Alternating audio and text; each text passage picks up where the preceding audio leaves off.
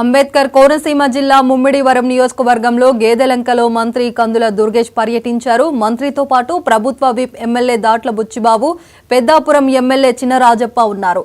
గేదెలంక పుష్కరాల రేవును సందర్శించారు మంత్రి. అనంతరం ఆయన మాట్లాడుతూ గత ప్రభుత్వం విశాఖ స్టీల్ ప్లాంట్ ను గాలి కొదిలేసిందని విమర్శించారు మంత్రి దర్గేష్. కానీ కూటమి ప్రభుత్వం విశాఖ ఉక్కును కాపాడుకునేందుకు కృషి చేసిందని తెలిపారు. రాష్ట్ర ఖజానా ఖాళీగా ఉన్న కేంద్ర ప్రభుత్వ సహకారంతో ప్రజలకు సంక్షేమ పథకాలు అందిస్తున్నామని తెలిపారు.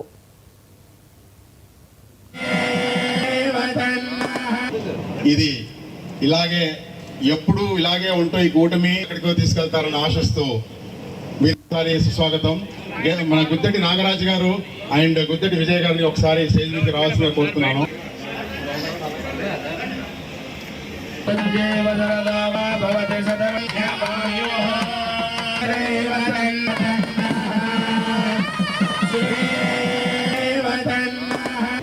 ఇది ఇలాగే ఎప్పుడు ఇలాగే ఉంటూ ఈ కూటమి ఎక్కడికో తీసుకెళ్తారని ఆశిస్తూ విశాఖ ఉక్కు ఫ్యాక్టరీ గురించి మాట్లాడేటప్పుడు ఏమీ చేయలేరనేటువంటి మాట చెప్తే ఆ ప్రభుత్వం ఏం చేయలేకపోయింది. కానీ ఇవాళ ఈ ప్రభుత్వం వచ్చిన తర్వాత, ఈ కూటమి ప్రభుత్వం వచ్చిన తర్వాత విశాఖ ఉక్కు ఫ్యాక్టరీకి రమారమి 11,000 కోట్ల రూపాయల్ని అక్కడ ప్రధానమంత్రి గారు శాంక్షన్ చేసి త్వరలోనే క్యాపిటేటివ్ మైండ్స్ ని కూడా వారికి ఏర్పాటు చేసేటువంటి అవకాశాన్ని తీసుకురావడం అంటే ఈ రాష్ట్ర ప్రగతికి ఈ ముగ్గురు కలిసి ఎలాగ ఉపయోగపడుతున్నారో మీకు తెలుస్తూనే ఉంటుంది.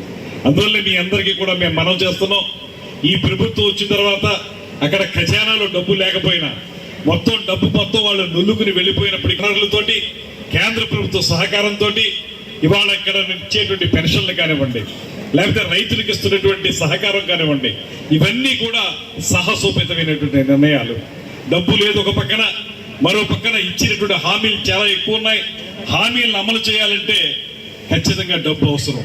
దానికి మించి డబ్బు మాత్రమే కాకుండా సంకల్ప బలం చాలా ముఖ్యం. ఆ సంకల్ప బలం చేశారు. విశాఖ ఉక్కు ఫ్యాక్టరీ గురించి మాట్లాడేటప్పుడు ఏమీ చేయలేరనేటువంటి మాట చెప్తే ఆ ప్రభుత్వం ఏం చేయలేకపోయింది. కానీ ఇవాళ ఈ ప్రభుత్వం వచ్చిన తర్వాత